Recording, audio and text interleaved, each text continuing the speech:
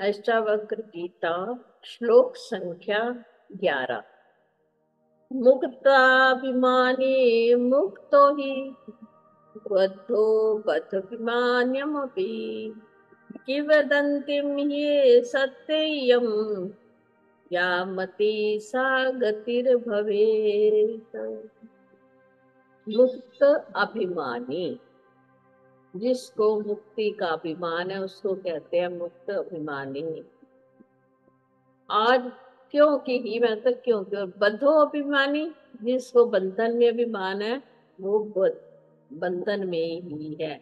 मुक्त का अभिमानी, मुक्त पर अभिमान करने वाला मुक्त ही समझो, और बंधन वाला ही समझो। किव दंत्यम, ये इस संसार में किव दंती मैंने बात लोक विचार में कही जाती है कि सत्य अयम, अयम मैंने ये सत्य है, ये किवदंती है। यानी एक भाषा में किवदंती कहते हैं बोल है, वैसे ये कहा जाता है, ये किवदंती है लोक में कहने के लिए कि या मैंने जिसकी जैसी मति होगी उसकी अंत में वैसी ही गति होगी। हे जनक, जैसी मति बनाओगे अंत में तुम्हारी वो ही गति होगी। अब इसकी व्याख्या हम करते हैं। मुक्ता अभिमानी, देखो किसी को किसी चीज का अभिमान है, किसी को किसी चीज का अभिमान है। अभिमान सारे जगत में जीवों के अंदर भरा पड़ा है। हम चाहे कह दें कि मुझे अभिमान नहीं है, ये कहना भी एक सूक्ष्म अभिमान है। ऊपर से कह देंगे हमारे पास बहुत धन दौलत, पर तो अभिमान नहीं करते। ये कह देना कि मैं यहाँ जाता मैं कुछ खाता नहीं, ये भी एक अभिमान है। तुम खाओ या ना खाओ तुम्हें कहना नहीं चाहिए। बोलना से अभिमान छलकता है। तो अगर आप कहते हो कि मैं मुक्त हूँ तो समझो आप मुक्त के अभिमानी हो, समझो आप मुक्त ही हो। और जो बंधन में ही रहता है, सदा कहता है मैं ये, किसी को कह दो कि तुम सत्संग में आया करो तो कहते हैं हमारे तो इतने काम है, तो जानिए क्यों बंधन में है अभी। और किसी को कह दो कि आप सत्संग में आना हो, कहता है हाँ मैं अवश्य आऊंगा, चाहे वो आए या ना आए, क्योंकि वो अपने आप को ये नहीं कहना चाहता कि मैं किसी बंधन के कारण मैं परमात्मा का चिंतन नहीं कर सकता। वो फिर करे ना भी करे ना, क्योंकि उसका मन है, परंतु उसको बंधन ने घेर रखा है। और फिर हमें उपाय करना पड़ता है कि हम संसार रूपी बंधनों से छूटे, तो छूटे कैसे। देखो अगर आप बंधन में बंधते जाओगे तो बंधते ही जाओगे, कोई तुम्हें नहीं छुड़ाएगा।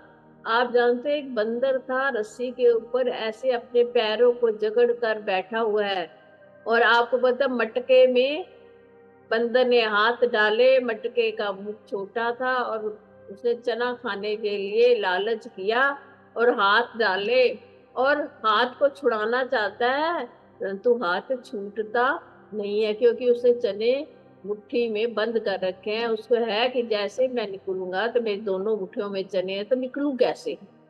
यानी बंधन में जीव स्वयं बंधता है, हम नहीं, हमें कोई बांधता नहीं है। हम चाहें तो बंधन से छूट सकते हैं। हमने अपने आप को अपने घर के सदस्यों के साथ अपने आप को बांध रखा है। जैसे कि हमारा जीवन है तो उनका जीवन है, ऐसा नहीं है। हम संसार से चले जाएंगे तो भी घर की व्यवस्था चलती रहेगी। इसका मतलब हम सोच रहे हैं ना हमारे बिना कोई कार्य नहीं हो सकता। हम दुनिया से चले जाएंगे, दुनिया यूं की यूं ही चलती रहेगी। हम सोचते हैं कि हम बहुत काम करते हैं, अगर हम नहीं होंगे तो ये घर कैसे चलाएंगे। ऐसा कुछ नहीं है। यानी जिसने अपने आप को अपने आप से ही बंधन में डाल रखा है तो उसको कौन छुड़ाएगा। और जो अपने आप से मुक्त है तो वो सदा ही मुक्त रहेगा। ये हमारे ऊपर निर्भर करता है कि हम मुक्त हों या बंधन में रहें। तो परमात्मा भी हमें यही शिक्षा देते हैं और अष्टावक्र जी जनक जी से यही कह रहे हैं, क्योंकि जनक जी का ये प्रश्न यही था कि मैं मुक्ति कैसे प्राप्त करूं। तो अष्टावक्र जी अपने शिष्य से, जनक से यही कहते हैं, भैया तू अगर अपने आप को ये राज्य में बंधा हुआ जानेगा कि मेरे बिना राज्य नहीं चलेगा, तो तू सदा राज्य के साथ बंधा रहेगा। अगर तू सोच रहा है कि मेरा राज्य अपने आप चलता रहेगा चाहे मैं हूं या ना हूं, तो समझो तू मुक्त है अभी से। अभी से इसी वक्त से मुक्त होना है। हम सोचेंगे नहीं कि हम 50 साल बाद मुक्त हो जाएंगे, 60 साल बाद मुक्त हो जाएं। तुम 100 साल के भी हो जाओगे तो भी संसार के कार्य तुम्हारे लिए कोई ना कोई अवश्य रहेंगे। तो यहाँ पे कह रहे हैं परमात्मा, किंवदंतीम यह मैंने इस लोक में ये एक दंती है, बात कही जाती है कि सत्य है ये भी कह दिया साथ में, सत्यम अयम, ये सत्य है, ये जो किंवदंती है कि जैसी आपकी गति होगी किस समय, अंत समय, और वैसी ही तुम्हारी जैसी मति होएगी तुम्हारी अंत समय, वैसी ही तुम्हारी गति हो जाएगी। अंत समय आपको ये विचार आ गया कि मैं शुद्ध बुद्ध परमात्मा आत्मा हूँ। हे प्रभु, मुझ में और तुझ में सिर्फ माया का भेद था। अंत समय में हमने कहा मैंने सारी माया को त्याग दिया, मैं आत्मा हूँ, मेरा कोई संबंध नहीं है यहाँ पे। मैं अपने प्रारब्ध को भोग कर इस दुनिया से अब जा रहा हूँ। हे परम पिता परमात्मा, मेरा कोई जन्म नहीं होना चाहिए, अब मेरा आखिरी जन्म है। ऐसा जब आप हृदय में सोच के विचार करते रहेंगे, अंत समय आएगा तो आप क्या है, मुक्त हो जाएंगे, क्योंकि आपको कोई बंधन नहीं। और अंत समय आया हुआ है और आपकी आंखों के सामने अपना परिवार आ रहा, मेरी बेटी नहीं आई, मेरा बेटा नहीं आया, अब पता नहीं मैं मर जाऊंगा तो घर का क्या होएगा, मेरे बच्चे कैसे रहेंगे। तो फिर क्या है, आपका पुनर्जन्म निश्चित है। आप जिसका भी सिमरन करेंगे वो योनि आपको मिल जाएगी।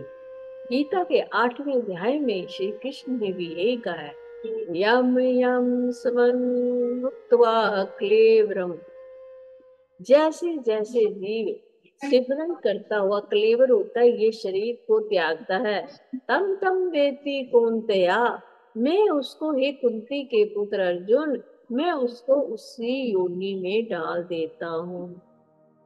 तम तम वेति कौन्ता सदा तद भाव भाविता, उसी भाव के अंदर जो भाव उसका अंत समय का होता है, उसी भाव के अंदर, उसी योनि के अंदर, जैसे कि आपको जड़ भगत भरत की कहानी पता होगी, अंत समय में उनका, जड़ भरत जी का हिरणी के बच्चे के अंदर मोह रह जाता है, तो उनका अगला जन्म हिरण का ही फिर होता है। इसलिए अपनी मृत्यु को सुधारो, अपनी मृत्यु सुधारनी पड़ेगी। अगर आप चाहते हैं कि अंत समय मेरे में कोई विचार ना आए संसारिक, तो हमें धीरे धीरे संसार से अलग होना है। संसार में रहते हुए भी संसार से अलग रहना है। संसार में खाते हुए, पीते हुए, सोते हुए, जागते हुए सोचो मैं कुछ नहीं कर रहा, इंद्रियाणि इंद्रियार्थेषु वर्तन्त इति धारयन्, सब इंद्रियों के द्वारा सब कार्य अपने आप हो रहा है, मैं कोई यत्न नहीं करता किसी भी कर्म का।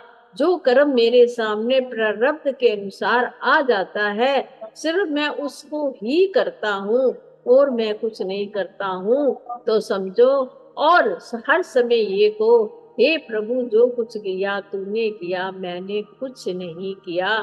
तो श्री कृष्ण आपको मुक्ति दे देंगे। देखो हमारे हाथ में ना मुक्ति, जितना हम इसमें जकड़ेंगे उतना बंधते जाएंगे। तो मुक्तो असि मुक्त भविष्यति, बद्धो अस्ति बद्ध भविष्यति।